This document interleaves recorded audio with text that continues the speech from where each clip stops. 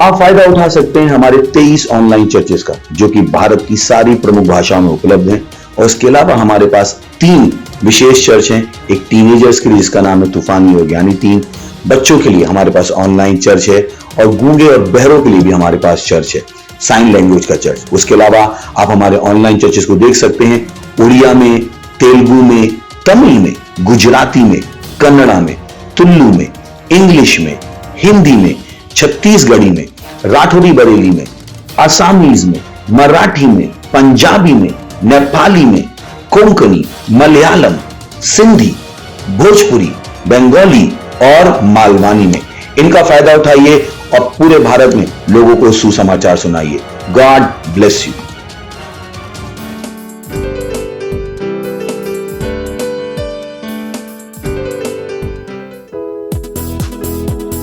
Praise the Lord. उसकी स्तुति हम नाचते हुए करेंगे। हाँ। उसकी स्तुति मैं नाच के करूं, चाहे जो हो जाए, मुझ में जो है वो महान है, उसका नाम है यीशु। मैं हूँ एक विजयी, जयवन से बढ़कर उसके राज का वारिस, पवित्र आत्मा से भरा हुआ। उसकी स्तुति मैं नाच के करूं, चाहे जो हो जाए, मुझ में जो है वो महान है, उसका नाम है यीशु। मैं हूँ एक विजयी, जयवन से बढ़कर उसके राज का वारिस, पवित्र आत्मा से भरा हुआ। उसमें आनंद मनाओ, उसमें आनंद मनाओ, मैं उसमें आनंद मनाऊं, जयवन से बढ़कर उसमें आनंद मनाइए, उसमें आनंद मनाऊं, मैं उसमें आनंद मनाऊं, जयवन से बढ़कर। मेरे विरोध में बना दिया, समृद्ध ना होगा, मुझ में जो है वो महान है, उसका नाम है यीशु। मैं हूँ एक विजयी, जयवन से बढ़कर उसके राज का वारिस, पवित्र आत्मा से भरा हुआ।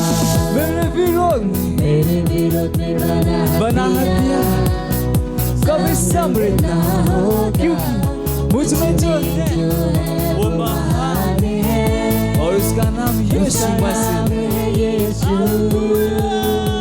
मैं हूँ एक विजयी, जयवन से बढ़कर उसके राज का वारिस, पवित्र आत्मा से भरा हुआ।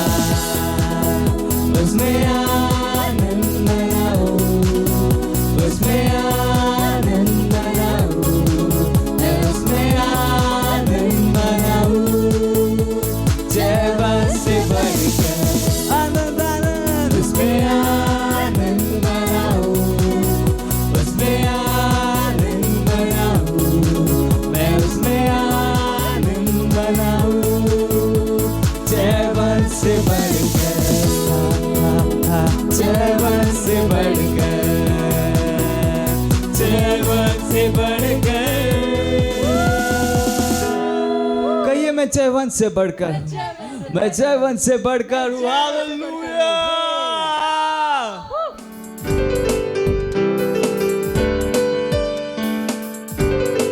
Hallelujah, praise the Lord. राव लोगों का स्वागत है हमने की भोजपुरी चर्च में। इस सुंदर समय प्रार्थना का राव जहाँ कहीं पर भी अपने पवित्र हाथ के उठाई और हमने के साथ प्रार्थना करी और प्रभु का महिमा करी।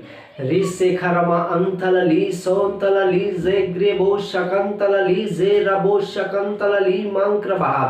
Isakarabo Ntala Grabo Shakam Talale Sekerebo Shakarama Amtalali Zegrabo Shakam Talali Sekerebo Shakaraba Riman Talali Zegrero Brogon Talali Sekerebo Shakarabon धन्यवाद परमेश्वर Zegarabo Shakarabon Talali Grabo Shakarabon Talali Sekaraba Rimam Manso Grabon Talali Grabon दले नया स्तर में लावे खातिर परमेश्वर धन्यवाद देते नए महीना में लिसा खरबोम तलली जे ग्रबो शखरबोम तलली जे गर रोशी के मम तलली जे गरबोम तलली ग्रबोम तलबा ऐसा ग्रे अलहम करीम अम तलली से के बोल दिलबा धन्यवाद परमेश्वर धन्यवाद धन्यवाद धन्यवाद धन्यवाद हालेलुया प्रेज द लॉर्ड। हमने अभी भी प्रार्थना किया था, हमने का पहला प्रार्थना बिंदु है जेकर अनुसार हमने प्रार्थना किया था। हमने प्रार्थना करा था देश के लीडरन के खातिर।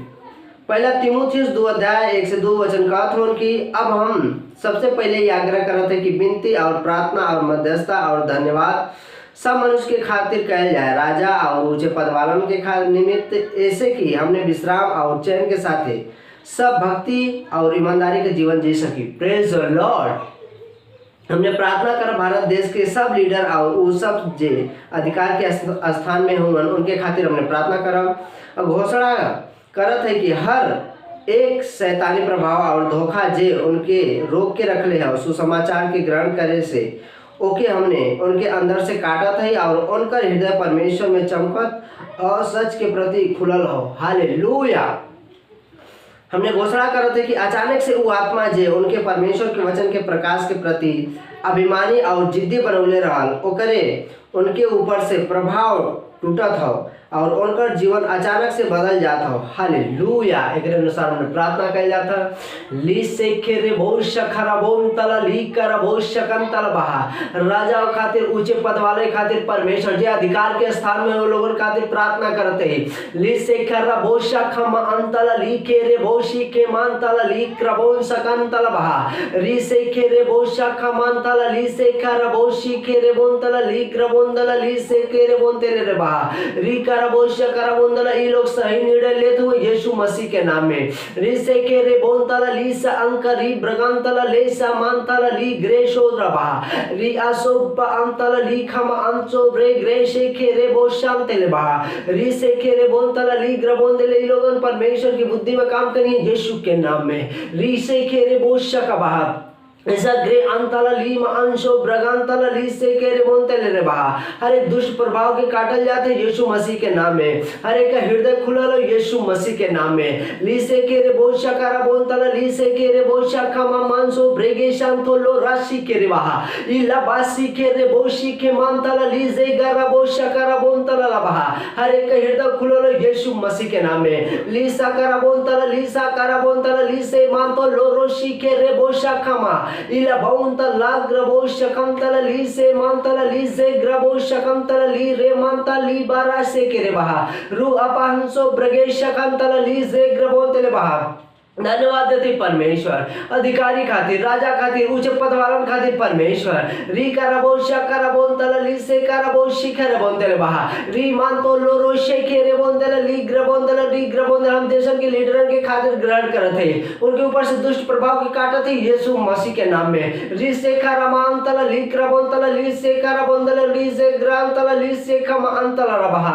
री से करबोंदले हर एक विरोधी आत्मा के काटत है यीशु मसीह के नाम में री से के बोंतली ब्रअंतली सोक्रोबो शकंतले ब्रगांतली अंसे ग्रबहा ऐसा ग्रेशों तो लबहा रिसे खेमा अंथा ले रबो शुकोर मोंतल रबहा ओ रिजेगा रबो शकर मोंतल बहा ओ धन्यवाद परमेश्वर धन्यवाद धन्यवाद धन्यवाद देते प्रभु परमेश्वर धन्यवाद देते राजा धन्यवाद धन्यवाद ये सब प्रार्थना की मांग थी यीशु मसीह के नाम में आमीन हालेलुया प्रेज द लॉर्ड। हमने के दूसरा प्रार्थना बिंदु है जेकरे अनुसार हमने प्रार्थना किया था। हमने प्रार्थना करब हमने के लाइव हीलिंग सर्विस के हीलिंग सेंटर के खातिर प्रेरित के काम 2 अध्याय का 47 वचन कहत हुन और परमेश्वर का स्तुति करत रहना और उनसे सब लोग प्रसन्न रहना और जे उद्धार पावत रहल उनके प्रभु हर दिन उनमें मिला देत रहना। हालेलुया।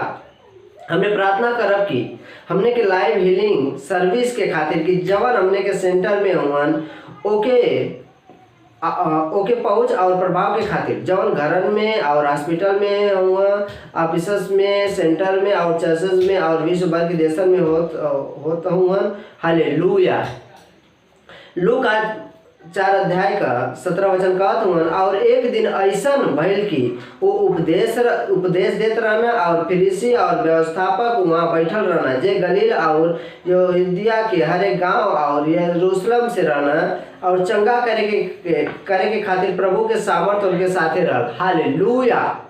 प्रार्थना करब जुझारू रूप से आत्मा में हमने के फोकस ऊपर के वचन में जवन अवहिन हमने पढ़ली ओके ऊपर रखा थी। हमने घोषणा करब कि हर एक हीलिंग सेंटर और वर्चुअल हीलिंग सेंटर जवन ए प्रोग्राम के खातिर तैयार कइल गईल उस असाधारण और रचनात्मक चमत्कार के दिखाई। हमने घोषणा करब कि पवित्र आत्मा की उपस्थिति ए हीलिंग सेंटर और वर्चुअल हीलिंग सेंटर में प्रत्यक्ष होई और इतनी महान होई जे भी बीमार व्यक्ति जे वहाँ पे उपस्थित हो उनके तक चंगाई के लेके आई। हालेलुया। एक अनुसार हमने प्रार्थना कइला था चंगाई खातिर रिसाम ताला ली से के रे बोशा करा बहा ली से के रे बोशा महम ताला ली ग्रबोन ताला ली से ग्रबोम ताला ली से के रे बोन तेले रे बहा री से के रे बोशा करा बोन ताला ली से ग्रबोम ताला ली ग्रबोन तेले चंगाई सभा के खातिर ली जागरा बोन तेले ली ग्रबोन ताला ली ग्रबोन तेले री गरा बोशा करा बोन ताला ली से गरा बोन तेला बहा जब परमेश्वर के जन पास्टर क्रिस के साथ चंगाई सभा ओकरे खातिर हमने प्रार्थना कइले तो परमेश्वर और सेंटर के खातिर रिस अगर अपन तला ली ग्रबोन तला जहां वर्चुअल चर्च के खातिर परमेश्वर जहां पर भी लोग देखत हो परमेश्वर के आत्मा के द्वारा चंगाई ग्रहण करत हो यीशु मसीह के नाम में ली से क्या मान तो लो रोज से के रे बोन तला ली से खरा बाया सी के रे बा रूजो बाराशी बारा बोन तला ली से ग्रबोन तला ली करबो शकर बोन तला ली से करबोन तला बा री मम मान सोन तो ला करबो शंकर बा ली से तला लीजो ग्रोबो शकर बोन तला ले रे बासा खाया बारन तो ले रे जबा ली के रे मम हंसो ब्रेगेन तला ली से करबो शकर बोन तला ली से करबो अंतर बा धन्यवाद देते परमेश्वर री जगर बो शकर बोन तला ली से के रे बो श अंतर बा री बाया सी के रे बा ली से मम हंतो लू सो करबो शकर बोन तला ली से मान तला ली से करबासी के रे बो शक बा ई बर मान तला ली सो करो बोन शकर बोन तला लान क्रिंग क्रमांक री बोन शांते ले रे से के बा री सेन तला ली से गरम अंतला ली सो करो बो शो करो महम तला बा ली मम मान शो करो बान तला ली से के रे बो शाखा मान तला ली से गेरे बा ली से करम अंतला बा धन्यवाद देते परमेश्वर ऐसा करा बोंदले ली जा करा बोंदले जे भी परमेश्वर हीलिंग में आवत था वो सब एक गवाह बनत है यीशु मसीह के नाम में ली से के रे बाशी के रे मान तोलो रोजा करा बोंदला ली ग्र बोंदला बा री करा बोंदले ली से करा बोंदला ली से के रे बो शाखा मान थेले बा री से के रे बो ओ शाखा मान तला ली से कर बा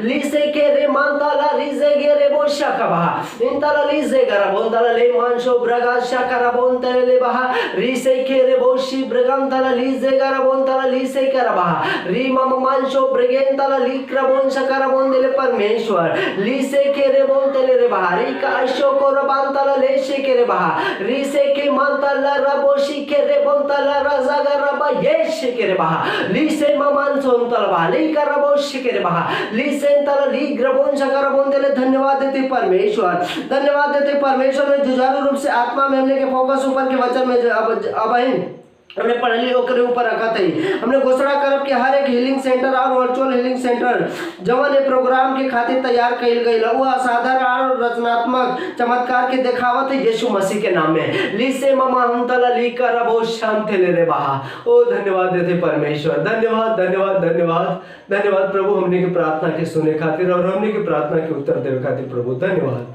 धन्यवाद धन्यवाद धन्यवाद ये सब प्रार्थना की मांगत है यीशु मसीह के नाम में आमीन हालेलुया प्रेज द लॉर्ड। इस समय आराधना का हमने अपने प्रेस टीम का स्वागत किया जाए।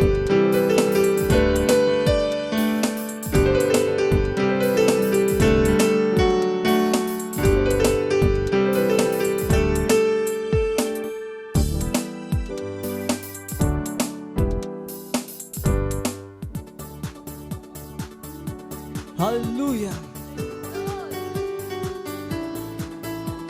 तू है वो कारण जो मैं जीता और चलता हूँ ओ स्वामी यीशु। तू है वो कारण जो मैं जीता चलता हूँ, तू है वो कारण जो मैं जीता चलता हूँ, स्वामी यीशु। तू है वो कारण जो मैं जीता चलता हूँ, स्वामी यीशु। तू है वो कारण जो मैं जीता चलता हूँ, तू है वो कारण, हाँ तू ही है। तू है वो कारण जो मैं जीता चलता हूँ, ओ स्वामी यीशु। तू है वो कारण जो मैं जीता चलता हूँ, स्वामी यीशु। तू है वो कारण जो मैं जीता चलता हूँ, स्वामी यीशु। तू है वो कारण जो मैं जीता चलता हूँ। तू है वो स्तंभ, तू है वो स्तंभ जो मेरे जीवन का है आधार, ओ स्वामी यीशु। तू है वो स्तंभ जो मेरे जीवन का है आधार, स्वामी यीशु। तू है वो स्तंभ जो मेरे जीवन का है आधार, स्वामी यीशु। तू है वो स्तंभ जो मेरे जीवन का है आधार, तू है वो स्तंभ जो मेरे जीवन का है आधार, ओ स्वामी यीशु। तू है वो स्तंभ जो मेरे जीवन का है आधार, स्वामी यीशु। तू है वो स्तंभ जो मेरे जीवन का है आधार, स्वामी यीशु। तू है वो स्तंभ जो मेरे जीवन का है आधार, स्वामी यीशु। तू है वो स्तंभ जो मेरे जीवन का है आधार, स्वामी यीशु। तू है वो स्तंभ जो मेरे जीवन का है आधार।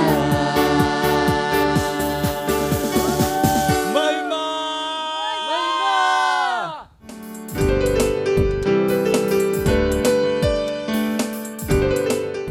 Hallelujah, praise the Lord. इस सुंदर समय है हमारे प्यारी वास्तविकता संग्रह का। आज का तारीख है 4 जुलाई 2021 दिन रविवार।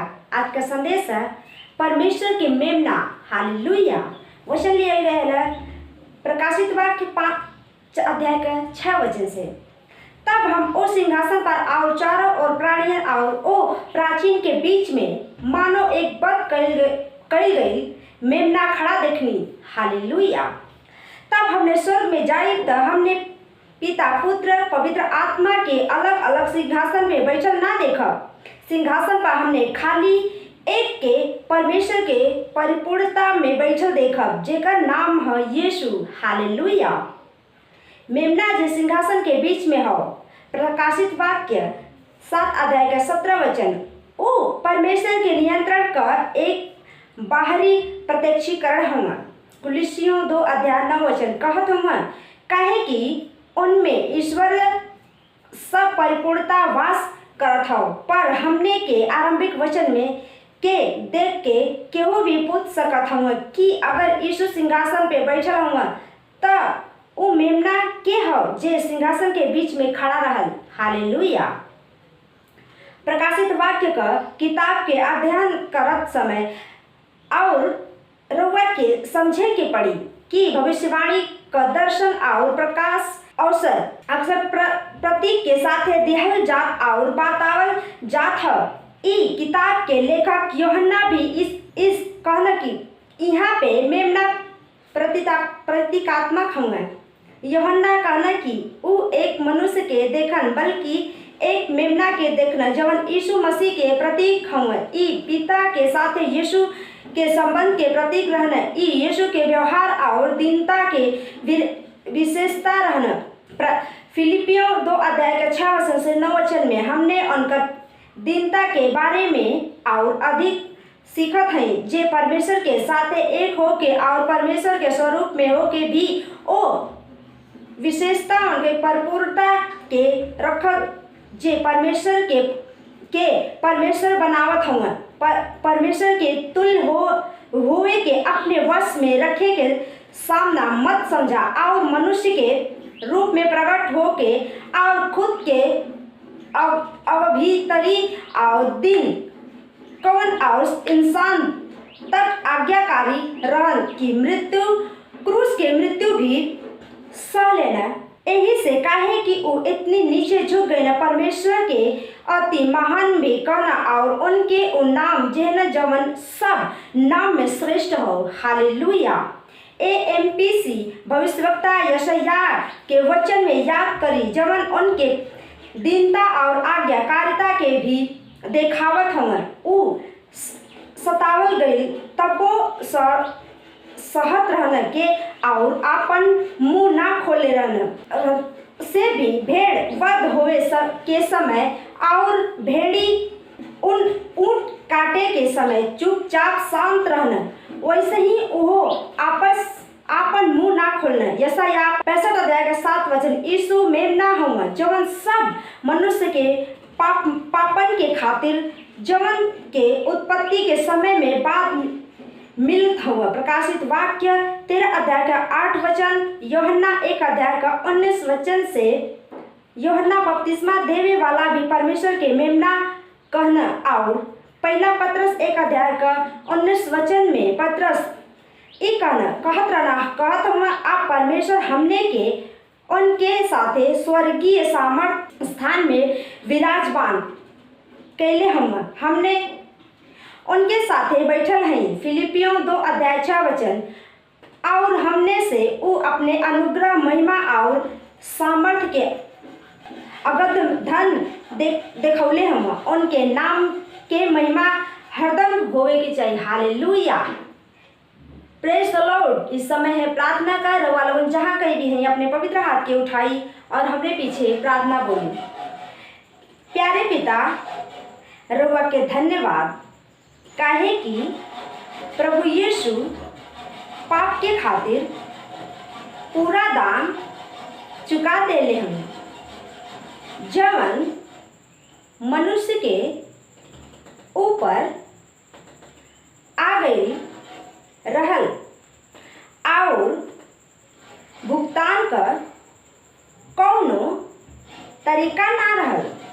अब हमने के खातिर बलिदान कई गए यीशु मसीह परमेश्वर के मेमना से हम मसीह में विजय और जय के जीवन जिए के खातिर स्वतंत्र कर दिया गए हैं।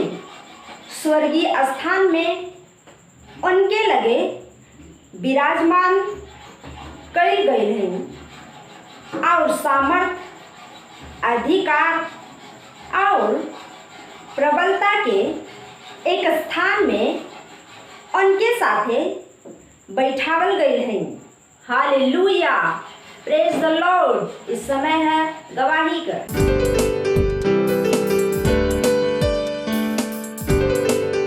हालेलुया। Praise the Lord. इस बहन का नाम परमिला प्रजापति है। ये उत्तर प्रदेश के जौनपुर जिले की रहने वाली है। इनके पास गवाही है इनके भाई की। उनका नाम रामजीत प्रजापति है। वो मुंबई के वर्ली स्ट्रीट में रहते हैं। उनको कुछ दिक्कत हो गई तो वो डॉक्टर के पास चेकअप के लिए गए। तो डॉक्टर ने बताया आपकी आंख में गांठ है और जिसकी वजह से आपको कैंसर हो गया है। और वो डर गए। उन्होंने अपनी बहन से बताया और उनकी बहन ने प्रार्थना की और अपने सर से जो परमेश्वर के जन पास्टर आईजे अग्रवाल ने मुंबई में फ़ोन करके प्रार्थना करवाई। और पास्टर ने प्रार्थना की इनके भाई के लिए, रामजीत के लिए। अब इनके भाई ठीक हैं पूरी तरह से। इसलिए परमेश्वर का धन्यवाद दे रही हैं और परमेश्वर के जन का भी धन्यवाद दे रही हैं। Thank you pastor. Love you pastor. मत सोचिएगा कि आपने कोई गलती कर दी या आपने कुछ इतना बड़ा काम कर दिया कि परमेश्वर का प्रेम आपके लिए खत्म हो गया। और कभी मत होने दीजिएगा कि आप अपने आप को बेकार समझें।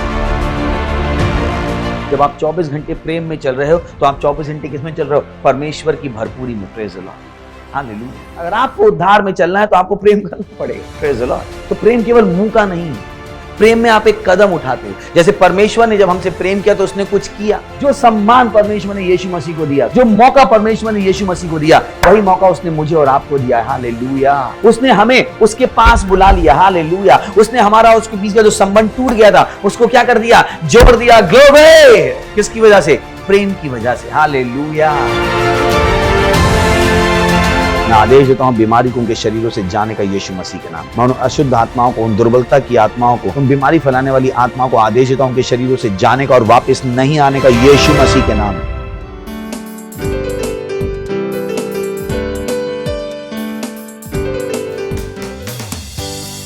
ओ पवित्र तेरी उपस्थिति शांति, आनंद और प्रेम है। हर समस्या का समाधान है। हालेलुया। और हम तेरी आराधना करते हैं। ओ धन्यवाद। पवित्र आत्मा तेरी उपस्थिति में शांति, आनंद, प्रेम है। तेरी उपस्थिति में हर समस्या का समाधान है। स्तुति और सम्मान ये योग्य है। अपने हाथों को उठाकर मैं तेरी आराधना करता। पवित्र आत्मा तेरी उपस्थिति में शांति, आनंद, प्रेम है। और तेरी उपस्थिति में हर समस्या का समाधान।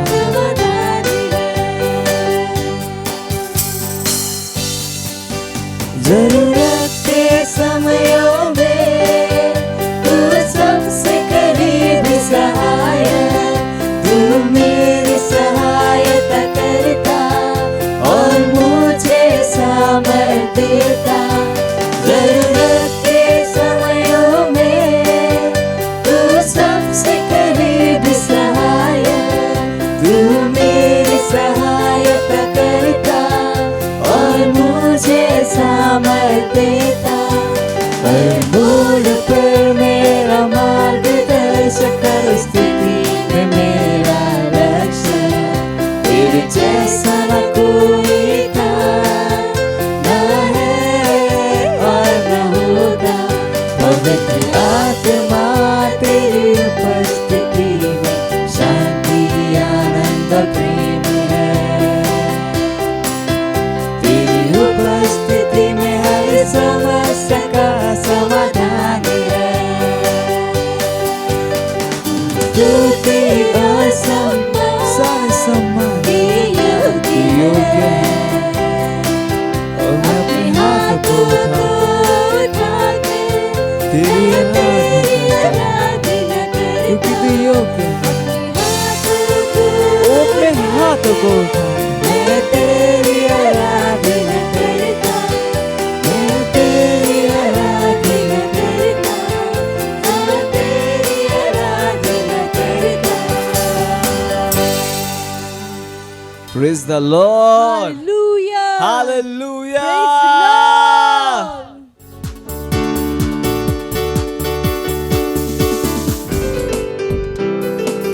अपन हाथ के उठा के धन्यवाद दें, धन्यवाद दें उनका के उ प्रेम खातिर जो परमेश्वर हमनी से कैले बारन। हाँ, यीशु मसीह उ सब कुछ हवन जो हमनी के चाहतनी। वाह वाह वाह। In Christ, all we ever needed has been delivered to us. मसीह में हमनी के जो कुछ भी चाहिए वो हमनी के देवल जा चुकल बा। हमनी के मसीह में बानी जा, हमनी के मसीह में बानी जा। हमनी के हर जरूरत पूरी करल जा चुकल बा। जो कुछ हमनी के जा सकता नहीं जा, जो कुछ हमनी के पावल चाहता नहीं जा, जो कुछ हमनी के बनल चाहता नहीं जा, उस सब कुछ मसीह में हमनी के बना देवल गइल बा। ओ कितना धन्य, कितना महान सच्चाई। धन्यवाद तई समय खातिर। हमनी के कहता जा प्रभु, हमनी के कान खुलल बा, सुने खातिर, हृदय खुलल बा समझे खातिर, आँख खुलल बा देखे खातिर, हर प्रकार के व्यवधान के अपने दिमाग से दूर करते जा और हमने के पूरा ध्यान के साथ राउर वचन के सुन पाएम जा। प्रभु धन्यवाद। और प्रार्थना के यीशु मसीह के नाम में मांगता नहीं, आमीन। Praise Lord. बैठ सकता नहीं। ग्लोरी। आज से हमने के बहुत सी इम्पोर्टेंट एक सीरीज करे वाला बनी जा। वो सीरीज जो शुरू करते जा वो बहुत जरूरी बा और हमारा विश्वास बा कि वो राउर बहुत सहायता करी। हालेलुया। तो ये बहुत ही इम्पोर्टेंट सीरीज बा और ये बहुत ही इम्पोर्टेंट विषय बा। और अगर ये विषय के रोआ के पास समझ नहीं खे तो रोआ एक सच्चा मसीही जीवन ना जियम। और बहुतों के साथ ये परेशानी बा कि जब वो कहलन हम बीमार बानी, गरीब बानी और हमारे साथ ऐसे काहे हो गए, इस सवाल पूछे के जगह उनका के समझ में आ जाए के चाहिए कि वो सच्चा मसीह जीवन नहीं जियत। फॉर एग्जाम्पल, अगर कोई इंसान बीमार बड़ा और उनका के एक गोली दी और वो गोली नकली हो तो जो वो होके के चाहिए तो वो ना होई और जो ना होके के चाहिए वो होई। कहा होके के चाहिए गोली से इंसान चंगा होके के चाहिए पर नहीं होत और गोली से भी ना होके के चाहिए बीमार हो जाता। का है उनका के पास का बात नकली गोली। असली रुआ मसीह बानी और सच्चा मसीह जीवन नहीं जियत तो जो होके के चाहिए वो ना हुई। यानी कि रुआ की चंगा हो रह के चाहिए, रुआ गरीब ना होके के चाहिए, ये सब ना हुई। पर होई का गरीबी हुई, परेशानी हुई, तकलीफ हुई और गरीबी हुई। का है काहे कि जो रुआ जियता नहीं वो कहा नकली मसीही जीवन। ई विषय के समझ बहुत जरूरी बा। इनफैक्ट हर चीज के समझ बहुत जरूरी बा। रुआ के समझे के पड़ी कि रुआ समझल कितना जरूरी बा। कभी मत कहम कि जो हमारे समझ में आवता कभी समझ में नहीं आवत। अगर समझ में नहीं आवत कोई काम के नहीं खेऊ। एग्जाम्पल खाते यहाँ पर एक चाइनीज आदमी आ जास है ना और चाइना में मैंडरिन में कुछ सिखावे के शुरू कर दस कि कल दोपहर 12 बजे तक कि 1 करोड़ रुपया कैसे बनावे के बाद। अब वो मैंडरिन में सिखाओ तरन और वह सुनत रहम। पड़ोसी कहता रंग तब कैसन बड़ा तब सब कैसन चलता। यहाँ पर आदमी का सिखाता 10 करोड़ पर वो अचानक से कह दस रकम हाँ कुछ तो बोलना। अगर पूरा मैंडरिन में एक बार कह दे तो रकम हाँ ई वाला समझ में आई। फिर वो मैंडरिन में अपन शुरू हो जाए। रो अपन पड़ोसी से बात करम कि का चलता पता ना का चलता। फिर से मामी रुआ कहम हाँ कुछ तो चलता। यानी कि रुआ के अगर पूरा चीज में रुआ के वही समझ में आवता जो रुआ के समझ में आवेला। जो रुआ के समझ में ना आवेला ओकरा में और कोई इंटरेस्ट ना होला। जो रुआ के कुछ समझ में ना आवेला रुआ ओकरा कुछ इस्तेमाल ना कर सकीला। वो रुआ खातिर का बा काला अक्षर भैंस बराबर। भले ही रुआ के कितना भी इम्पोर्टेंट काहे नहीं खे और जिंदगी से काहे ना बदल जाए। बहुतों के साथ ही होला। बहुत से लोग समझे खातिर बल ना देवेलन। ओ हमारी जिंदगी ना बदलल हम कहते समझल कितना जरूरी बा जो समझाल गइल रुआ करे का बना देली मैंडरिन। पता ना पास्टर का बोलत रहेलन, हिंदी भी समझ में ना आवेला। पता ना कहाँ से टॉपिक उठा के लावेलन। हमने के बस यही सिखाओ रोटी कपड़ा और मकान बस और इंसान के तिनका बस। ओकरा से ज्यादा कुछ समझ में ना आवेला कि पास्टर जे का सिखावेला। रुआ के नहीं पता कि रुआ के करोड़ों अरबों रुपया बनाए के फॉर्मूला सिखाओ तनी। एक बड़ा जिंदगी जिए खातिर तरीका सिखाओ तनी।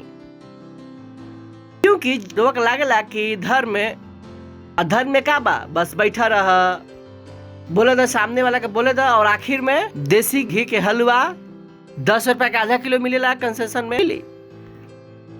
यही से लोग ज्यादा प्रवचन में प्रसाद लेवे। हमार पता बा कि हमार मम्मी प्रवचन में जाता रही। हमनी के एम क्या रहे काहे कि जहाँ प्रवचन लागत रहे हमनी के यहाँ शहर में जहाँ वचन होते वहाँ पंडाल में खाना बहुत सस्ता मिलत रहे। देसी घी के हलवा आधा किलो 10 रुपए के। तो हमनी कहते हैं कि मम्मी तू जाता रू तो हमनी के भाई सब पैसा इकट्ठा करके मम्मी के देते हैं जा कि ई लेके आई है। प्रेज़ द लॉर्ड। तो हमनी के बहुत से लोग के यही बा तो चर्च में आलन तो कहल जाला कि तो ओकरा के ऊपर उनका दिमाग ना होला। उनकर दिमाग कहाँ बा? अपन ही परेशानी में, ई चुनौती पर जो ऊ चाहलन ओकरा पर सिखावल जाता। शायद वो ओकरा के सीख लिहन, जो परेशानी से वो जाता रहन वो ओकरा से जल्दी बाहर निकल हन। अगर वह यीशु मसीह में बानी तो से फर्क ना पड़ला कि पढ़ल लिखल बानी, अनपढ़ बानी, महिला बानी, गांव से आयल बानी, कुछ भी ना। रुआ जब इस सब चीज सीख ले, रुआ अपना आप बहुत अमीर बना सकता नहीं। प्रेज़ द लॉर्ड। रुआ अपना आप की हर चुनौती से उठा सकता नहीं। तो बहुत से लोग कहन कि पास्टर का मतलब ये बा कि रुआ कहता नहीं कि कोई चुनौती ना आई। हम ही नहीं कहत कि चुनौती ना आई। जैसे अभी की मान ली कि इनका सामने चिटिया होता तो क्या समझियन कि आजा आजा आजा आजा आजा आजा खत्म। तो अभी शेर आवे लगे तो क्या कहियन? मत आवा मत आवा मत आवा मत आवा। तो डिपेंड करेला कि पर शेर के सामने हाथी बैठल हो तो हाथी क्या करी? हाथी आजा आजा आजा। तो चुनौती आई, पर चुनौती रुआ खातिर चुनौती हुई वो हमार नहीं के पता। वो चुनौती रुआ के खातिर चुनौती हुई, ओकरा से पता चली कि रुआ के का पता बा। अगर रुआ के पास ज्ञान ज्यादा बा तो वो चुनौती रुआ के ना लगी। जब लोग कहलन कि पास्टर मसीहत में चुनौती आई, हम सोचिले का जवाब दी। काहे कि जब चुनौती रुआ के जब चुनौती लागता, शायद रुआ ओकरा से कहीं बढ़ के बानी। प्रेज़ द लॉर्ड, हालेलुया। काहे कि जब रुआ जानत नहीं कि रुआ बानी कौन, कभी समझ ले नहीं कि रुआ है कौन। रुआ की चुनौती क्या लगाता? वो हिलावता ओ कि ओ घर के किराए नहीं जात प्रभु, कि प्रभु घर के किराए नहीं जात प्रभु। प्रेज़ द लॉर्ड। तो वो जो चुनौती बा और ज्ञान के हिसाब से वो चुनौती बाकी ना। प्रेज़ द लॉर्ड। रार ज्ञान ज्यादा बा तो रुआ ओकरा क्या कर सकीला? हैंडल। और परमेश्वर यही करेलन।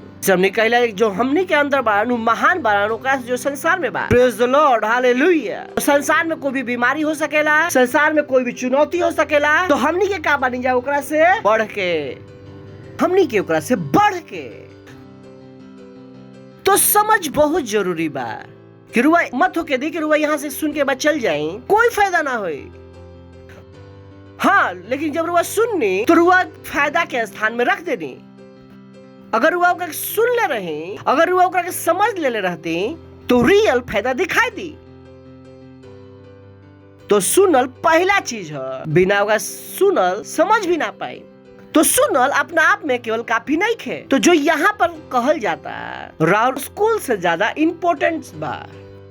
रुआ अपना साथे लेके जाए के बा, ओकर नोट्स बनावे के सीखी। तो मत काम की लिखे ना आवेला, लिखे के सीखी। प्रेज़ द लॉर्ड। पड़ोसी से कहेंगे समझल जरूरी बा पक्का। तो मत कहम कि समझ में ना आवेला तो जाके समझी कि जो सच्चाई रुआ के पास रहे वो समझ सकता। रुआ हमेशा समझ सकता नहीं। और आत्मा में और परमेश्वर के आत्मा के द्वारा प्रकाशन आ सकेला। जब वचन पढ़ला जाता हमने कहला जाके कि प्रार्थना करे कहे कि पवित्र आत्मा ये वचन जो पढ़त तो बानी समझे के समझ दी, हमारा अंदर प्रकाश होके दी, ताकि जब पढ़ी तो समझ सकी। It's important. कहे कि रुआ के परमेश्वर समझे खातिर अभिषिक्त केले बड़न। रुआ अभिषिक्त बानी समझे खातिर। दुनिया इस सब चीज के ना समझ सकेला, ना समझ सकेलन, लेकिन हम रुआ समझ सकता नहीं जा कि जो हम पढ़ता नहीं वो हम समझी। ना तो पढ़ल बेकार बा। तो यहाँ पर जो हम रुआ से कहता नहीं तो रुआ एक घर ले जाके समझे कोशिश करम, तब रुआ तो एक लाइन में बहुत कुछ मिली, बहुत कुछ मिली। और पूरा जिंदगी का हो सकेला, बदल सकेला। प्रेज़ द लॉर्ड। बानी का पड़ोसी से कहें कि बानी का समझे के सीखता नहीं। तो चली आज के हमने के टॉपिक बा सत्यनिष्ठा। प्रेज़ द लॉर्ड। राइचियसनेस का हो? राइचियसनेस। जैसे हम लोग पहले कहनी कि अगर रुआ के पास सत्यनिष्ठा के सही समझ नहीं खे तो रुआ एक असली मसीही जीवन नहीं जियत। इतना जरूरी बा अगर रुआ के पास सत्यनिष्ठा के समझ नहीं खे तो रुआ एक के असली मसीह जीवन नहीं जिया। अगर रुआ के पास सत्यनिष्ठा के सही समझ नहीं खे तो रुआ के लागी कि राउर स्थिति में पास्टर आइजक प्रार्थना कर देस तो स्थिति बदली और रुआ करम तो ना बदली। और ये कौन सा वजह से बा कहे कि वो व्यक्ति के पास सत्यनिष्ठा के समझ नहीं खे। प्रेज़ द लॉर्ड, हालेलुया। अगर रुआ के पास सत्यनिष्ठा के समझ नहीं खे कि रुआ के लागी कि ओ दूसरा कोई चाहिए हमारी जिंदगी के बदले खातिर, रुआ के लागी कि ओ हम घाटा में हो सकता नहीं, तो सत्यनिष्ठा के समझ बहुत जरूरी बा। तो तैयार बानी? पहला सवाल बाकी कि सत्यनिष्ठा आखिर है का? What is righteousness? जब रुआ मसीह के समझ जाए तो रुआ के पता लग जाए कि जो वस्तु दुनिया ढूंढता और परमेश्वर ओकरा के मुफ्त में दे देले बा। प्रेज़ द लॉर्ड। इंसान के सबसे बड़ा एम कहा लाइफ में, हमें नहीं पता कि रुआ कहीं बैठ के सोच ले बानी कि नहीं सोच ले। इंसान के सबसे बड़ा उद्देश्य है कि वो का बन जास? खुदा। इंसान खुदा बनल चाहेलन। सुनाई पड़ल का? यही कारण बा कि वो मरल ना चाहेलन। वो चाहेलन कि हमेशा जी ही। वो ऐसी काहे बनेलन कि जब मन करे हमार ठंडा हवा ले ली और जब मन करे हमार गर्म हवा ले। बनल चाहेलन खुदा। वो अपन मर्जी से जियल चाहतरन। बच्चा भी चाहलन कि माँ बाप उनकर सुने, माँ बाप चाहलन बच्चा लोग हमार सुने। सब एक दूसरा के खुदा बनने के तुलर बनल लोग। शैतान का चाहेला खुदा बनल। इतकान लोग कहाँ चले? स्वर्ग में। हम का है? खुदा। और उस सोच के मिला दिलस विद्रोही संतानों में। प्रेज़ द लॉर्ड।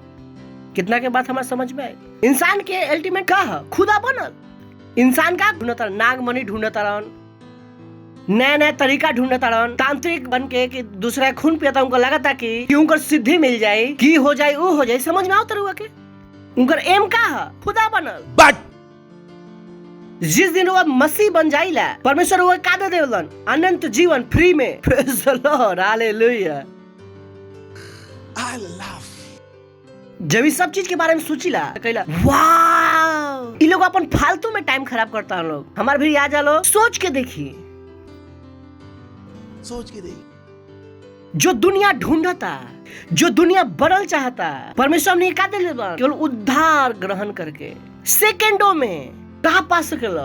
अनंत जीवन सेकंडों। रो प्रार्थना करता नहीं कि यीशु हमारे प्रभु हवन और स्वामी हवन, रो के पास का गए अनंत जीवन सेकंडों में। जेकर खातिर ये लोग इतना कोशिश करते रहन लोग कि बुढ़ा ना होई, वो क्रीम बनाओ तरन कि क्रीम लगाओ कि बुढ़ी ना हो जा। वाह, मसीह में आ जा, हमने के काम बन जा एजलेस में, हमने के बुढ़ा ना हो ले जा। प्रेज़ द लॉर्ड, हालेलुया। सोच के देखी, वो इतना पैसा लगाता हूँ, इतना खोज करता हूँ। अब प्रभु हमने के वो चीज काची में दे देले बड़न फ्री में। सोच के देखी। अगर हुआ ऐसा सोचिला, अगर हुआ कैसे पता लग जाए कि मसीहत में अंदर बाका, कि मसीहत के हुआ वाकई में जिए के शुरू कर दी, प्रेज़ द लॉर्ड, हालेलुया। हेलो बानी का रोना कम कि 40 के हमारा घुटना बा, रोना सोच पाए तब तो बुढ़ा गई नहीं। रोवा के पास का बा? अनंत जीवन। प्रेज़ द लॉर्ड। काहे बाऊ? काहे कि इंसान ऐसे सोचा तरन, काहे मसीह ऐसा सोचा तरन, काहे कि उनको पता नहीं है कि सत्यनिष्ठा आखिर है का। उनका के पास सत्यनिष्ठा के समझ नहीं खे। प्रेज़ द लॉर्ड। सत्यनिष्ठा के समझ, पड़ोसी से कहीं सत्यनिष्ठा के समझ तो समझम दुनिया के पास देखे दी कि हमने के पास का बा। प्रेज़ द लॉर्ड। दुनिया के समाधान चाहिए, का चाहिए? समाधान हमने के पास बा, पर हमने के जिंदगी से दिखे के बा, हमने के रिश्तेदार के देखे के बा, हमने के पड़ोसी के देखे के बा कि वाह कि वचन हमने के जीवन में काम करता। तो हर एक की चीज चाहिए जो का करेला? काम करेला। हर इंसान ढूंढता रहन समाधान। प्रेज़ द लॉर्ड। तो हमनी के उनका का देवे के बा समाधान, हमनी के जीवन जी के दिखावे के बा। परमेश्वर हमनी के काम में दे देले बड़न मुफ्त में, प्रेज द लॉर्ड, काम में दे देले बड़न मुफ्त में, beautiful, praise the Lord. Hansli हा हा हा हा हा। कहीं सत्यनिष्ठा के समझ, ये बहुत जरूरी टॉपिक बा। हाँ ओके चली। तो सत्यनिष्ठा परमेश्वर के वो स्वभाव है जो उनकर चरित्र के और उनकर काम करे के तरीका के समझावेला। डेफिनेशन सत्यनिष्ठा के का है? सत्यनिष्ठा परमेश्वर के उस स्वभाव है जो उनकर चरित्र के और काम करे के तरीका के समझावेला। दुनिया में एक सत्यनिष्ठा एक विषय ना है, वो ज्यादा बात ना करेलन, उनका खातिर बड़ा विषय ना है। काहे कि उनकर हिसाब से जो सही और गलत के तरीका बा वो परमेश्वर के हिसाब से नहीं खे, वो उनकर खुद के हिसाब से बा, जेकरा में वो सहमत हो जालन। जैसे कि मान ली कि जैसे कुछ देश बाड़न, यहाँ पर वो कहलन के और एक पुरुष हो और एक पुरुष शादी करेला, सही बा। अगर वो महिला है या महिला शादी करेला तो सही बा। पर कुछ देश में एक पुरुष और पुरुष से शादी करला तो वहां पर क्या होला? वहां पर मौत के सजा। मनुष्य खातिर जो हम लोग बताओ तनी वो जरूरी नहीं खे, उनका हिसाब से का बा जो मेजोरिटी करे है कहेला वो सही बा। और एक मतलब ये नहीं खे कि जो मेजोरिटी कहेला हमेशा गलत ही होला। कभी कभी मेजोरिटी सही भी हो सकेला, ज्यादा से ज्यादा समय में मेजोरिटी का होला गलत। उनका खातिर जो डिफिनेशन हम लोग देनी, जो पास्टर हमनी के देले बाड़न, वो बहुत जरूरी चीज नहीं खे। उनका खातिर सही और गलत परमेश्वर के दृष्टिकोण से नहीं खे। उनका के पास परमेश्वर हल ही नहीं खन, उनका के पास मापदंड हल ही नहीं खे। उनका हिसाब से हमनी के जो सही मान लीजिए का बा सही बा, हमनी के बैठ के मान लीजिए गलत बा तो का है गलत बा। Praise the Lord. कितना के हमारी बात समझ में आई? पर सत्यनिष्ठा का है? परमेश्वर के स्वभाव, जो परमेश्वर के चरित्र के दिखावेला, जो परमेश्वर के काम करे के तरीका के समझावेला। एकरा के हमनी के का कहला जा? It is called the rightness of God. हमनी के एकरा कहला जा कि परमेश्वर के सही, परमेश्वर के सहीपन। एकरा के हमनी के कहला जा, हमनी के एकरा कहला जा कि परमेश्वर के हमेशा सही करे के, सही होखे के योग्यता। यानी कि जो परमेश्वर सोचेलन वो सही बा, और जो परमेश्वर कहेलन, जो परमेश्वर करेलन वही सही बा। परमेश्वर कभी गलत ना हो सकेलन। ओकरा का कहल जाला? सत्यनिष्ठा। परमेश्वर झूठ ना बोल सकेलन। काहे ना बोल सकेलन? काहे कि जो कहेलन, एकरा पहले कि जैसे कि मान ली कोई पंखा बा, अब परमेश्वर कहे कि एसी है, कि ना परमेश्वर एसी ना है। जब वो परमेश्वर से घूम पंखा देखम तो पंखा काम बदल गइल एसी में। ओकरा के हमनी का कहते हैं? सत्यनिष्ठा। परमेश्वर के स्वभाव, परमेश्वर के काम करे के तरीका, परमेश्वर के सोचे के तरीका, परमेश्वर जो बोलेलन वो सब का बा सही बा। Praise the Lord. Hallelujah hallelujah. सुनत हैं लोग के? ओकरा के हमनी का कहते हैं? सत्यनिष्ठा। परमेश्वर के स्वभाव, परमेश्वर के स्वभाव हमेशा सही करे के योग्यता, हमेशा सही सोचे के योग्यता, हमेशा सही बोले के योग्यता। सोच के देखिए, और इंसान यही चाहेलन। इंसान ही चाहेलन कि वो हमेशा सही निर्णय ले पास। इनफैक्ट शैतान भी चाहेला कि हमेशा सही निर्णय ले। कितना के हमारे बात समझ में आए? जब यीशु मसीह को मरल तो ओकर लागल कि हम बहुत अच्छा काम करता नहीं, कि मार दे और पूरा दुनिया हमार हो जाए। मालूम चलल कि सब लिपट गई। चोर भी चाहेला कि हर तिजोरी तोड़ लेस। इंसान बड़न जो चाहेलन कि वो हमेशा सही सोच पास उनकर हिसाब से, जेकर परमेश्वर के लेना देना नहीं खे। चोर भी सोचला कि हम वही घर में ढुकी जो सब कुछ सुतता, और चाहेला कि जितना देर हम चोरी करी कोई उठे ना। चोर तक लेके इच्छा बा, जो घूस लेता वो भी चाहता कि कहीं कैमरा तो नहीं लागल। बट ये उनकर का बा आपन हिसाब से। पर यहाँ पर परमेश्वर बाड़न, पर यहाँ पर परमेश्वर बाड़न जो हमेशा सही सोचलन, जो हमेशा सही बोलेलन, जो हमेशा सही करेलन। ई का है परमेश्वर के स्वभाव। आई बहुत ऊंचा स्टैंडर्ड बा और कोई भी मनुष्य और कोई भी प्राणी ई स्टैंडर्ड के ना पा सकेलन। हम और रउआ अपन तरीका से कोई तरीका हमनी के पास नहीं खे कि का बन जाए ई तरीका से बन जाए कि हमेशा सही सोची जाए, कि हमेशा सही करी जाए, हमेशा सही बोली जाए। इंसान ई स्तर के अचीव ना कर सकेलन। कोई भी दूसरा मनुष्य हमनी के वो स्तर में ना ले जा सकेलन, ना हमनी के ले जा सकेला जा, ना कोई दूसरा व्यक्ति बा, ना कोई मंत्री, ना कोई राष्ट्रपति, ना कोई सेलिब्रिटी हमनी के ना ले जा। ई स्तर के कर परमेश्वर के। और परमेश्वर का कैलन अपन दया में, ओ हालेलुया, अपन दया में वो यीशु मसीह के भेज के जो हमनी के कहां ले गइलन, ई स्तर में ले गइलन। Praise the Lord, hallelujah, hallelujah. Hello बानी का हमरा साथे है सत्यनिष्ठा, परमेश्वर के स्वभाव, केकर स्वभाव। और कोई मनुष्य अपना आप यहाँ तक ना पहुंच सके। It's too high. It's too high. बहुत ऊंचा लेवल बाऊ। चलिए पढ़ता है रोमियो 5वां अध्याय 17वां वचन। हिंदी में वो लोग थोड़ा सा गलत ट्रांसलेशन के लिए बढ़ा लो, तो ओकरा पर थोड़ा ध्यान मत दे ज्यादा। जब एक मनुष्य के अपराध के कारण तो मृत्यु वो एक ही के द्वारा राज कैलस। पाप लिखल बा जो लोग अनुग्रह और सत्यनिष्ठा रूपी बहुतायत से पावेलन वो एक मनुष्य के अर्थात यीशु मसीह के द्वारा अवश्य ही अनंत जीवन में राज करी हन। तो इंग्लिश वो हमने के आइडिया ना देवेला। इंग्लिश में लिखल बा, अगर हम हिंदी में करी कहे कि एक मनुष्य के अपराध के कारण मृत्यु वो एक ही के द्वारा राज कैलस। जो लोग अनुग्रह के बहुतायकता सत्यनिष्ठा के उपहार के ग्रहण करेलन, ओकर मतलब ये होला उना कहलस अनुग्रह के बहुतायकता और सत्यनिष्ठा के बहुतायकता। सुनत नहीं क्या को लिख देंगे अनुग्रह और सत्यनिष्ठा रूपी वरदान हनी बहुतायक से ग्रहण कर ले जाए। वो बताए कोशिश करता तो सत्यनिष्ठा के मात्र रास्ता बा ना, सत्यनिष्ठा के मात्रा नहीं खे, अनुग्रह के मात्रा बा।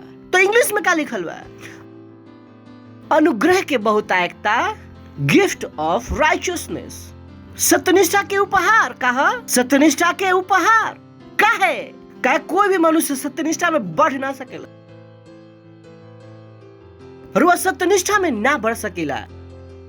कोई भी एक मसीही दूसर मसीही से ज्यादा सत्यनिष्ठ ना हो सकेला। Praise the lord. Oh boy, oh boy. जैसे दो कुत्ता बा, वो एक दूसरे से ना कह सकेलन कि हम तारा से बड़ा कुत्ता बानी, वो दोनों ही कुत्ता बड़ा। सही बा ना? ना तू आधा कुत्ता बड़े आधा बिल्ली बड़े, हम पूरा कुत्ता बाने तू आधा कुत्ता बड़े, ना हो सकेला। दोनों कुत्ता का बड़ा सन, पूरा कुत्ता का बा। जब से पैदा भइल बा तब से का बा पूरा कुत्ता, जब तक मरियन तब तक का बा पूरा कुत्ता। Praise the Lord. तो सत्यनिष्ठा का स्वभाव, का स्वभाव, स्वभाव। जब इस स्वभाव राव अंदर कब आवेला, जब वो नया जन्म हो जाइला, जब वो मुंह से कहिला यीशु हमार प्रभु हवन, यीशु हमार स्वामी हवन, तो इस स्वभाव राव अंदर आ जाला। Praise the Lord, hallelujah. सोच के देखिए, इस स्वभाव राव अंदर आ जाला। यहाँ से रोका सीखता नहीं सत्यनिष्ठा एक का उपहार, कहीं कि सत्यनिष्ठा एक उपहार है ना मिली। कोई कहे कि ना हम बहुत पढ़ाई लिखाई करम और हमेशा सही सोचम और हमेशा सही बोलम और हमेशा सही करम, पॉसिबल नहीं खे। ये बहुत ही ऊंचा स्तर बा। कोई मनुष्य वहां अपना आप ना पहुंच सकेला, कोई दूसरा मनुष्य हमनी के वहां तक ना ले जा सकेला। ये सब के द्वारा हो सकेला जब परमेश्वर का क्या कर दस, उपहार की तरह हमनी के दे दस। Praise the Lord. तो वो देख सकेला कहे कि सत्यनिष्ठा एक उपहार है, सत्यनिष्ठा एक उपहार है। तो कोई रुआ की दे ना सकेला। सुनत है रुआ, समझ में आ गई? केवल केकरा भी भाई, परमेश्वर के पास। परमेश्वर हमनी के केकर द्वारा दिलन? यीशु मसीह के द्वारा। सुसमाचार कहा? सुसमाचार है उ संदेश जो परमेश्वर विश्व के यीशु मसीह के द्वारा दिलन, जो परमेश्वर सोचेलन, जो उनका विचार है, वो उद्देश्य है, जो उनका सपना है। उनका सपना का सुसमाचार परमेश्वर केकर द्वारा दिलन? यीशु मसीह के द्वारा दिलन। उ का है? सुसमाचार। Praise the Lord. बानी का हेलो समझा तनी? तो सत्यनिष्ठा का है? परमेश्वर के स्वभाव। सत्यनिष्ठा का है? परमेश्वर के सही होके के योग्यता। हमेशा कहीं हमेशा खुश होकर के बोली हमेशा हमेशा। और सत्यनिष्ठा का है? उपहार। कोई मनुष्य हमने के ना दे सकेला, कोई धर्म हमने के ना दे सकेला, कोई डिग्री हमरा के ना दे सकेला। हम लोग हमेशा कहिला हम बुद्धिमान ऐसे नहीं कि हम पढ़ा लिखल बानी, हम बुद्धिमान ऐसे बानी कि हमारा वचन पता बा। एक हमार पढ़ाई लिखाई से कोई लेवल नहीं देवल नहीं है। हाँ, लेना देवल बा। पढ़ाई लिखाई हमार ई चीज के समझे में ज्यादा मदद कैला, समझे में ज्यादा मदद कैला। और पढ़ाई लिखाई इनफैक्ट हमरा के कुछ ना दिलस, का करस? मदद कैलस। शायद हम पढ़ा लिखल ना रहती, शायद ई चीज के उतना गहराई से ना समझ पाती। यही से पढ़ाई लिखाई जरूरी बा। रुआ के ना लगे पढ़ाई लिखाई सब कुछ बा, तब परेशानी बा। पढ़ाई लिखाई बहुत जरूरी बा, बहुत जरूरी। अगर वह पढ़ब लिखब ना तो ई जो रुआ हम चीज समझाओ तनी वो रुआ के समझ में ना आई। एकर मतलब ई ना कि रुआ के पढ़ाई लिखाई रुआ के गारंटी दे दी परमेश्वर के जीवन के जिए के। प्रेज़ द लॉर्ड, हालेलुया। बहुतों को नहीं पता है तो का पढ़ाई लिखाई। माँ बाप भी बेटा तू पढ़ ल, चर्च मत जइह, तू पढ़ ल, तू बाइबल मत पढ़िय। हम कहा ये बच्चा पढ़ लिख के हमेशा सही ना सोच पाइहन, हमेशा सही ना बोल पाइहन, हमेशा सही ना कर पाइहन। यही कारण बा कि आखिर में बम के बनावेला? अनपढ़ की पढ़े लिखल लोग। तो पढ़ लिख के भी का करता दुनिया के नुकसान। हम नहीं कहते कि पढ़ाई लिखाई जरूरी नहीं है, पढ़ाई लिखाई बहुत जरूरी बा। लिखाई की जरूरी का बा ये चीज कि ताकि वो पढ़ाई लिखाई के सही दिशा में क्या करी? इस्तेमाल करी। प्रेज़ द लॉर्ड, हालेलुया, हालेलुया। तो सत्यनिष्ठा का उपहार कहेंगे? सत्यनिष्ठा उपहार है, सत्यनिष्ठा उपहार है जो के दिलस? परमेश्वर। तो सत्यनिष्ठा हमने ये का करेला जा? ग्रहण करेला जा। सत्यनिष्ठा के ग्रहण करल जाला कि जो लोग बहुतायत के अनुग्रह सत्यनिष्ठा रूपी उपहार ऐसे ग्रहण करेलन, मतलब वरदान। लेकिन हम वरदान शब्द जानबूझ के यूज नहीं करत। हम का कहता नहीं उपहार, उपहार खातिर कुछ ना करेला का? हेलो शादी बा, कौन रुआ के दी? रुआ थोड़े ना कि हमरा के ई दी है, ओकर मर्जी, उ दे या ना दे। उपहार, उपहार मेरा और कुछ नहीं है। उपहार के कर मर्जी पे बात, देवे वाला के मर्जी पर। प्रेज़ द लॉर्ड। ओकरा खातिर रुआ कुछ करे के जरूरत नहीं है। बाका उपहार खातिर कुछ करे के पड़ेला। उपहार का है? उपहार चलिए देखा था कुछ रोमियो पहला वचन। यही से हम का कहीं, हमने के शारीरिक पिता अब्राहम के का प्राप्त भइल? चलिए आगे। कहे कि यदि अब्राहम कामों से सत्यनिष्ठ ठहराल जैतन तो उनका के पास घमंड करे के जगह होइत और परमेश्वर के निकट ना। जरूर से अभी हम कहनी कि रुआ सत्यनिष्ठा के अपन काम से ना पा सकीला। अब्राहम भी अपन काम के सत्यनिष्ठा से ना पैलन। जस्टिफाई जो वहाँ पर जो शब्द कौन बा? राइचसनेस खातिर कुछ भइल बा। तो वहाँ पर यही कारण बा कि हिंदी वाला जो समझ में आलू धर्म में लिख देला। लेकिन हमने ये क्या कहले जा? सत्यनिष्ठ। हमने के पता बा ना हमने के भाषा। अच्छा नेक्स्ट, पवित्र शास्त्र का कहेला कि अब्राहम परमेश्वर पर विश्वास कैलन और उनका खातिर सत्यनिष्ठ गिना गइलन। का कैलन? सत्यनिष्ठा गिनल गइलन। परमेश्वर उनका खाता में का डाल देलन? सत्यनिष्ठा। काहे डाल देलन? काहे कि का कैलन? विश्वास। का कैलन? विश्वास। प्रेज़ द लॉर्ड, हालेलुया। पवित्र शास्त्र का कहेला कि अब्राहम परमेश्वर पर विश्वास कैलन आ ई उनका खातिर सत्यनिष्ठा गिनल गइल। परमेश्वर उनका के सत्यनिष्ठा का देलन? एक क्रेडिट की तरह वो विश्वास कैलन और परमेश्वर उनका का दे देलन? सत्यनिष्ठा। इस सत्यनिष्ठा उनका काम से ना मिलल, जैसे हमने के देखा था इंजा चौथा वचन, काम करे वाले के मजदूरी देवल अनुग्रह ना है परंतु हक समझल जाला। वहां पर वो दान नहीं दिले बड़ा। इंग्लिश में का लिखल बा? ग्रेस। अगर हमने के अपन मेहनत के लिए होते दी जाए और हमने के काम मिल गई रहे सत्यनिष्ठा, तो हमने के ओकरा उपहार ना कहती जाए, हक कहती जाए, कहती जाए जो हमने के पढ़नी जाए। सत्यनिष्ठा एक कहा उपहार, समझ में आओ तो कि का बताओ कोशिश करता रहो कि हमने के अपन काम से मिले तो हम क्या कहती जाए, हमार हक है, ये हमार मजदूरी है। Praise the Lord. नेक्स्ट, परंतु जो काम ना करेलन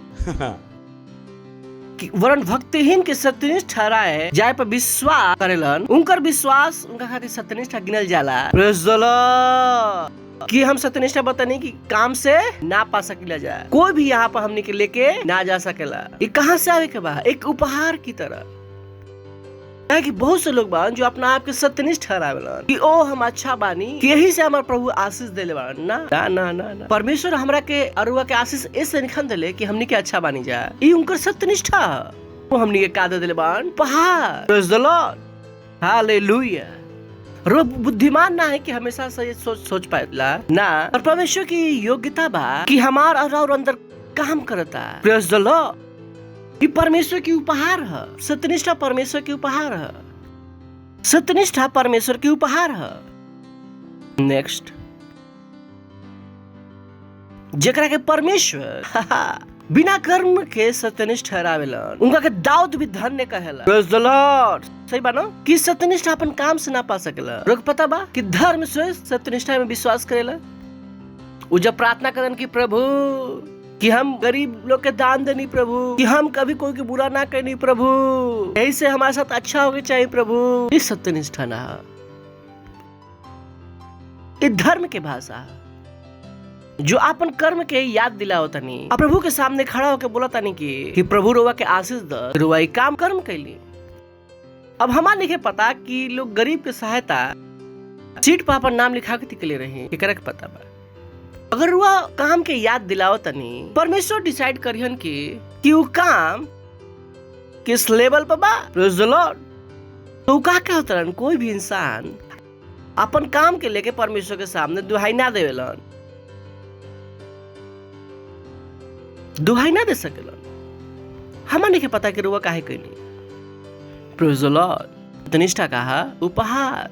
दाऊद भी का कहलन जो धन्य बाड़न, अब्राहम के सत्यनिष्ठा मिलल, तो सत्यनिष्ठा हमने के अपन कर्म से ना पा सकिला जा। Praise the Lord. चलिए चलता है हमने के रोमियो 5वें अध्याय के पहला वचन। अतः जब हम विश्वास से सत्यनिष्ठ ठहरने जा, एक और चीज बहुत बड़ा चीज सरल बा जो हम बताएं रुआ कहम कि फिर पता हो चाहिए, पता ना का है, बहुत सरल बा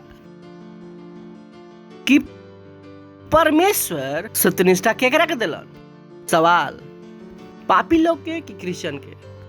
हाँ, मसीही लोग। ओके ना, परमेश्वर सत्यनिष्ठा केकरा के दिलन? पूरा विश्व के। लो बहुत जरूरी बा, ये छोटा छोटा चीज बा जो बहुत बड़ा अंतर पैदा कर सकेला। तो अभी हमने ये कहनी जा सत्यनिष्ठा का उपहार, पर परमेश्वर वो उपहार केकरा के दिलन? पूरा विश्व के। चलिए पढ़ता है जा। अतः हमने के विश्वास से जब सत्यनिष्ठ ठहरने जाए, तो प्रभु यीशु मसीह के द्वारा तो परमेश्वर के साथ मेल रखी जाए, जेकरा द्वारा उस विश्वास के कारण वो अनुग्रह तक जेकरा में हमने के बनल बनी जाए, हमने के पहुंच भी भई और परमेश्वर की महिमा की आशा पर घमंड करी जाए। चलिए यहाँ पर छोड़ के वापस आ जाए। पहले चलते हैं रोमियो 5:17-21। जब एक मनुष्य के अपराध के कारण जब उस एक ही के द्वारा राज के जो लोग बहुतायत के अनुग्रह और सत्यनिष्ठा रूपी वरदान ग्रहण करेलन, वो एक मनुष्य अर्थात यीशु मसीह के कारण अवश्य ही अनंत जीवन में राज करी है। यही से जैसे एक अपराध सब मनुष्य के दंड के कारण भइल, का भइल? अपराध केकर अपराध? आदम के। केकर? हेलो, केकर अपराध? आदम के। यही से एक अपराध सब मनुष्य के दंड के आज्ञा के कारण भइल, वैसा ही एक सत्यनिष्ठा के काम भी सब मनुष्य कहीं सब मनुष्य के जीवन के निमित्त सत्यनिष्ठा ठहरावे जाए के कारण भइल। सत्यनिष्ठा परमेश्वर केकरा के दिलन? सब मनुष्य। लिखल बने यहाँ पर। हेलो, इंग्लिश में क्या लिखा है? That even so by the righteousness of one the free gift came upon all men. एक मनुष्य सत्यनिष्ठा के कारण वो मुफ्त उपहार सब पर आए। क्या खातिर आए? सब पर। Praise the Lord. हालेलुया। तो सत्यनिष्ठा परमेश्वर क्या के दिलन? पापी लोग के, ना हमारा रुआ के। बहुत जरूरी बात समझल। अगर ये रुआ ना समझम तो अपन बहुत सारा दिमाग में गलत चीज जस्टिफाई कर ले, शैतान रुआ घुमा के चल जाई। ये बहुत जरूरी बा यहाँ पे समझे के। सत्यनिष्ठा परमेश्वर के का दिलन? पूरा दुनिया के, ना कि मसीही लोग के। हेलो, आगे बढ़तन जा। जैसे एक मनुष्य के आज्ञा ना मानने से बहुत से लोग पापी ठहरल, वैसे ही एक मनुष्य की आज्ञा मानने से बहुत लोग सत्यनिष्ठ ठहरी हैं। समझ में आ गई? मैंने तो सत्यनिष्ठा परमेश्वर के क्या दिलन? पूरा विश्व के पापी लोग के, पापी बाणन परमेश्वर का दिलन सत्यनिष्ठ कौन रूप में? एक उपहार के रूप में। 20 व्यवस्था बीच में आ गई कि अपराध बहुत हो, जहाँ पाप बहुत भइल पर अनुग्रह का से कहीं अधिक भइल। 21 कि जैसे पाप मृत्यु फैलाते हुए वैसे ही हमने के प्रभु यीशु मसीह के द्वारा अनुग्रह भी अनंत जीवन खातिर सत्यनिष्ठ ठहराते हुए राज करे। तो क्या बताओ था परमेश्वर सत्यनिष्ठा केकरा के दिलन? पूरा विश्व के। हमने के ना दिलन तो क्रिश्चियन नहीं जाए। सवाल बा कि तो हमने के का मिलल? सवाल बा कि हमने के का मिलल? हेलो हेलो, जब वो पैदा भइनी मनुष्य की तरह, मनुष्य के जीवन रुआ के देवल गईल कि वो जीवन के साथ पैदा भइनी।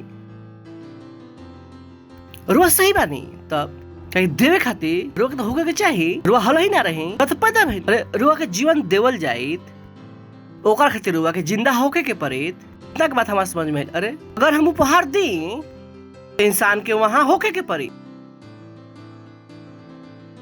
वो कहे कि हमरा जीवन देवल गईल। अरे भाई जीवन देवल गईल, तू हल ही कब रहा? अरे वो जीवन कैसे दे देस? वो आदमी हल ही ना रहन। तुमका जीवन देवल गईल कि जीवन के साथ पैदा भइलन, जीवन के साथ। वैसे ही इसे सो वीक हमार प्रार्थना बाकी रुआ समझ ली। सो वीक वैसे ही तत्निष्ठा उपहार के रूप में केकरा के देवल गईल? पापी के केकरा के देवल गईल? पापी वहां पर रहे, बट हम और रउआ जो मसीह यीशु में बाड़न, वो का बाड़न नया सृष्टि, नया प्राणी जो पहले कभी हल ही ना रहन। जब रुआ कहिला कि यीशु मसीह हमार प्रभु और स्वामी हवा, हमर रुआ केकरा में पैदा हुइला? सत्यनिष्ठा के साथ पैदा हुइला। Praise the Lord, hallelujah hallelujah. हम केकरा से पैदा हुइला? सत्यनिष्ठा के साथ। तो सत्यनिष्ठा के उपहार केकर खातिर है? पूरा दुनिया खातिर। पर हमार अरुआ खातिर उपहार नहीं है। हम अरुआ का बन जब नया जन्म हो गनी जा, हमनी के में का हो गनी जा? पैदा। यही कारण बा कि बाइबल कहेला कि हम मसीह में का बन गल बन जा? परमेश्वर के सत्यनिष्ठा बन गल बानी जा। ग्लोरी। हमनी के ऑलरेडी का बानी जा? हमनी के अंदर पहले से ही योग्यता बा परमेश्वर की तरह सोचे के, परमेश्वर की तरह बोले के और परमेश्वर की तरह काम करे के। जब हम नया जन्म पहनी जा, हमने के वो योग्यता के साथ पैदा भर जा। ग्लोरी। हमार अरुआ के उस सत्यनिष्ठा ग्रहण करे के जरूरत नहीं है। हमार अरुआ के उस सत्यनिष्ठा मांगे के जरूरत नहीं है। जैसे ही हम अरुआ कहनी कि यीशु मसीह हमारा प्रभु और स्वामी हवन, हमने के का बनी जा? उस सत्यनिष्ठा के साथ पैदा बनी जा। Oh glory. Hallelujah hallelujah hallelujah hallelujah. यानी कि रुआ हमेशा सही सोच सकता, प्रेज़ द लॉर्ड। रुआ हमेशा सही बोल सकता नहीं, हालेलुया। रुआ हमेशा सही कर सकता नहीं, ग्लोरी। सोच के देख, अगर रुआ की समझ में आ जाए प्रेज़ द लॉर्ड, तो मत कम कि ओ हम गलती के पुतला हैं, हम हमेशा सही ना सोच सकीला। के कहलस? वो सत्यनिष्ठा है, परमेश्वर के सत्यनिष्ठा। रुआ के अंदर वही स्वभाव बा। प्रेज़ द लॉर्ड। सोच के देखी, हम लोग हमेशा कहले कि हम चाह के भी गलती ना कर सकीला, हम चाह के भी गलती ना कर। हम काहे कहिला? रुआ क्या लागेला? अपन बड़ाई करता नहीं ना, हम अपन सत्यनिष्ठा की घोषणा करता नहीं। हम चाह के भी गलती ना कर सकीला। अगर हम गलत करे जाएं और हमारे अंदर की सत्यनिष्ठा गलत करे ना दी, वो का हो जाए? सही। वो सही हो जाए। अगर हम रुआ के एडवाइस देनी और रुआ के लगे कि बेवकूफी के एडवाइस है, बस कर दी है, थोड़ा दिन के बाद वो पता लगे कि सही एडवाइस है। कहे कि हमारे अंदर के सत्यनिष्ठा हमरा के गलत करे ना दे सके। हमारे अंदर का बात? सत्यनिष्ठा के समझ, हम एक अभ्यास। प्रेज़ द लॉर्ड। ये वही है, ये ऑलरेडी रुआ के पास बा। कहीं कि हम सत्यनिष्ठ हैं, कहीं कि हम परमेश्वर की तरह सोच सकता नहीं, हम परमेश्वर की तरह बोल सकता नहीं, हम परमेश्वर की तरह काम कर सकता नहीं। और यही से हम परमेश्वर के परिणाम के पैदा कर सकीला। Glory, hallelujah. उठाइए अपन हाथ, करी अन्य भाषाओं में प्रार्थना। परमेश्वर के धन्यवाद दी। धन्य बानी रहुआ, जब रहुआ नया जन्म पहले बानी। रहुआ परमेश्वर के सत्यनिष्ठा है। रहुआ हमेशा सही हो सकीला, हमेशा। अगर रहुआ ओकर अभ्यास करी तो रहुआ हमेशा सही सोच सकतनी, सही बोल सकतनी, सही कर सकतनी। रहुआ हमेशा परमेश्वर के परिणाम के पा सकीला। Praise the Lord, hallelujah. कहीं कि हम परमेश्वर के सत्यनिष्ठा हैं, हम परमेश्वर के सत्यनिष्ठा हैं। अगर वह पहले बार आयल बनी और अभी तक यीशु मसीह के अपन प्रभु के रूप में ग्रहण नहीं कैले तो बहुत अच्छा मौका बा। अगर वह पहला बार आयल बनी, हम चाहम कि रुआ खड़ा हो जाए और हम स्वागत करम जाए। ई प्रार्थना के हमनी के साथ करम। हे प्यारे पिता, हम विश्वास करतन यीशु मसीह में, जीवित परमेश्वर के पुत्र में, कि उ क्रूस पर मरलन हमरा के बचावे खातिर, और परमेश्वर उनका के तीसरा दिन मरे हुए में से जिंदा कैलन, और वो हमेशा खातिर जिंदा बढ़न। आज हम यीशु के बुलाओ तनी, हम अपन जीवन में हमार प्रभु होके खातिर, हमार स्वामी होके खातिर, और हम घोषणा करतनी कि यीशु मसीह जीवित परमेश्वर के पुत्र हमार प्रभु हवन, हमार स्वामी हवन। हम बच गइल बनी। धन्यवाद परमेश्वर, धन्यवाद। और हम आज अपना अंदर परमेश्वर के जीवन के ग्रहण करतनी, परमेश्वर के स्वभाव के ग्रहण करतनी। आज से हम परमेश्वर के सत्यनिष्ठा हैं, यीशु के नाम में, आमीन। जोर से ताली बजा सकता नहीं जाए इनका लोग खातिर। एकरा पहले कि रुआ जाई, हम रुआ खातिर प्रार्थना करता नहीं। परमेश्वर, हम प्रार्थना करता नहीं हर व्यक्ति खातिर जो यीशु मसीह के आपने जीवन दिला। हम प्रार्थना करता नहीं और यीशु मसीह का नाम के जीवन के ऊपर सदा खातिर बना रहे। शैतान के ऊपर कोई दावा कब्जा नहीं है। यीशु मसीह के नाम में हम इनका के आशीष देनी, और बुद्धि के द्वारा, और समझ के द्वारा प्रभु धन्यवाद, और आत्मा के द्वारा, और आनंद के द्वारा, और ये आशीषित बढ़न, आशीषित बना रही लोग यीशु मसीह के नाम में, आमीन। Praise the Lord. बैठ सकता नहीं, जोर से ताली बजा सकता नहीं।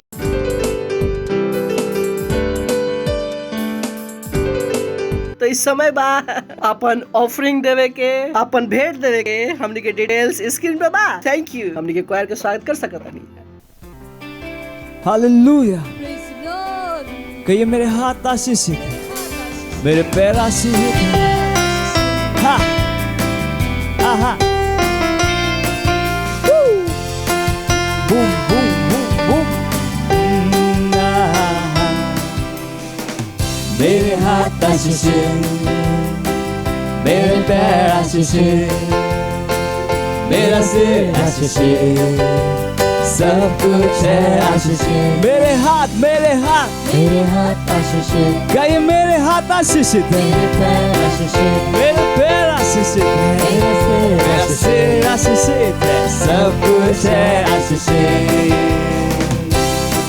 ये मेरे हाथ है प्रभु के हाथ, मेरा तन मंदिर प्रभु का, मेरी आँखें ना होंगी अंधी, मैं कभी ना कह सकता। ये मेरे हाथ है, हाथ है प्रभु के हाथ, मेरा तन प्रभु का मंदिर है, मेरी आँखें कभी अंधी नहीं होगी, मैं कभी गिर नहीं सकता। और मैंने विश्व पर जय पाई है, मेरे हाथ आशीषित, मेरे हाथ आशीषित, मेरे हाथ, मेरे हाथ, मेरे हाथ आशीषित, आहा आहा, मेरे पैर आशीषित, मेरा सिर आशीषित, सब कुछ है आशीषित। मेरे हाथ, मेरे हाथ, मेरे हाथ आशीषित, मेरे पैर आशीषित, मेरा सिर आशीषित, सब कुछ है आशीषित। ये मेरे हाथ है प्रभु के हाथ, मेरा तन मंदिर प्रभु का, मेरी आंखें ना होंगी अंधी, कभी न गिर सकता। ये मेरे हाथ है प्रभु के हाथ, हालेलुया। मेरा तन प्रभु का मंदिर है, मेरी आंखें कभी अंधी नहीं होगी। हे मैं कभी गिर नहीं सकता, क्योंकि मैंने विश्व पर जय पाई है, हालेलुया। मेरे हाथ आशीष, मेरे हाथ आशीष, मेरे हाथ आशीष, आहा आहा, मेरे पैर आशीष, मेरा सिर आशीष, सब कुछ है आशीष। ला ला ला ला ला ला, मेरे हाथ आशीष, मेरे पैर आशीष, मेरा सिर आशीष, सब कुछ है आशीष, सब कुछ है आशीष, सब कुछ है आशीष, सब कुछ है आशीष। Hallelujah, praise the Lord. कहिए मैं आशीषित हूँ, मैं आशीषित हूँ, मैं आशीषित हूँ। इस समय बा हमने के प्रार्थना करम जा भेंट खातिर धन्यवाद तनी परमेश्वर इ भेंट के लावे के अनुग्रह और अवसर देवे खातिर। इ भेंट और आत्मा के द्वारा पवित्र बा, तेजी से होता यीशु मसीह के नाम। धन्यवाद तनी प्रभु, धन्यवाद तनी, धन्यवाद तनी। भेंट के ऊपर और आशीष के आह्वान करता नहीं, घोषणा करता नहीं कि मल्टीप्लिकेशन के नियम एकर ऊपर लागू और राज्य के विस्तार खातिर। धन्यवाद देता नहीं परमेश्वर। इस प्रार्थना के यीशु मसीह के नाम मांगता नहीं, आमीन। कुछ अनाउंसमेंट बा, बहुत ध्यान से सुनम, ध्यान रखिए। सारा अनाउंसमेंट कहा निष्ठा। तो सबसे पहला अनाउंसमेंट बा, रोआ के पास फोन बा? कितना के पास फोन बा? अगर हुआ के पास किंग्स चैट नहीं है तो अभी डाउनलोड करी। किंग्स चैट के आइकॉन दिखा सकता नहीं का? That's good. दूसरा, जब डाउनलोड कर ले और जिनका के पास डाउनलोड बा, जाए सुपर यूजर में, ओकरा middle east, south east Asia उनका के फॉलो करे के बा। इस सब लेवल पर होके के बा, हर लेवल पर होके के बा। चलिए एक और काम बा, अगर हुआ यूट्यूब चैनल हमने सब्सक्राइब नहीं कइल तो ओकरा के भी करी अपन फोन पर। अगर वह सेल सिस्टम के पार्ट ना है तो आज ही सेल सिस्टम से जुड़ जाए। इस सारा चीज का बा सत्यनिष्ठा, कि वह हमेशा सही करीला, सही बोलीला, इना कि वह सेल लीडर बनी घर पर जाकर सुत गई नहीं। इस सत्यनिष्ठा ना है। तो सेल सिस्टम बहुत जरूरी बा, ओकरा के हल्का में मत लेम, इनका अभ्यास करी, देखी कि इनका जिंदगी कहाँ जाए। Praise the Lord, hallelujah, glory. सही बा। तो फाउंडेशन स्कूल वो नहीं कैले अगर तो प्लीज करी। सेंटर ना बनाईला तो एक सेंटर बनाई। हमने के चर्चेस बा, 30 से ज्यादा ऑनलाइन चर्चेस बा, अलग अलग भाषा में बा, भारत के हर भाषा में बा। गुजराती, कन्नड़ा, तेलुगु, इंग्लिश, हिंदी, छत्तीसगढ़ी, मराठी, वरेली, मुगुदर लोखाती, असमी, पंजाबी, नेपाली, कोंकणी, मलयालम, सिंधी, भोजपुरी, बंगाली, मालवनी और टीनेजर खातिर प्रोग्राम बा। ओकरा बाद हिंदी चर्च, जो कि हमने कहीं चिल्ड्रन चर्च है। इस बार कितना भाषा में बा? 14 भाषाओं में। ताली बजा सकता नहीं हमने के। ये सब का परमेश्वर की सत्यनिष्ठा। कोई के भी हमने के बताए जरूरत नहीं कि सही का बा, हमें हमने के अंदर से पता हो चाहिए कि सही का है और हमने के सही करे आवे चाहिए। ये योग्यता बा जो परमेश्वर हमने के दिले बाड़न। ये हमने के टीनेजर खातिर प्रोग्राम है। मत हो के दी कि ना चर्च कुछ और करता, हम कुछ और करते नहीं ना। सत्यनिष्ठा परमेश्वर हुआ पर विश्वास करन कि वो सही कर सकत। Praise the Lord. सुनत नहीं तो प्लीज ओकरा अलावा हमने के 10 लाख कॉपीज हमने के बांटता नहीं। रैप्सोडी ऑफ रियलिटी के जोर से ताली बजा सकता, खड़ा हो सकीला। परमेश्वर के धन्यवाद देन जा। परम पिता का प्रेम, यीशु मसीह के अनुग्रह और पवित्र आत्मा की सहभागिता हमने के साथ सदा खातिर बना रहे, यीशु मसीह के नाम में, आमीन। निश्चय ही भलाई और करुणा सदा हमारे जीवन में निवास करी और हम सदा खातिर परमेश्वर के घर में निवास करत रहम, यीशु मसीह के नाम में, आमीन। Thank you. आनंद मनाई, वचन काम करेला। God bless you. Thank you.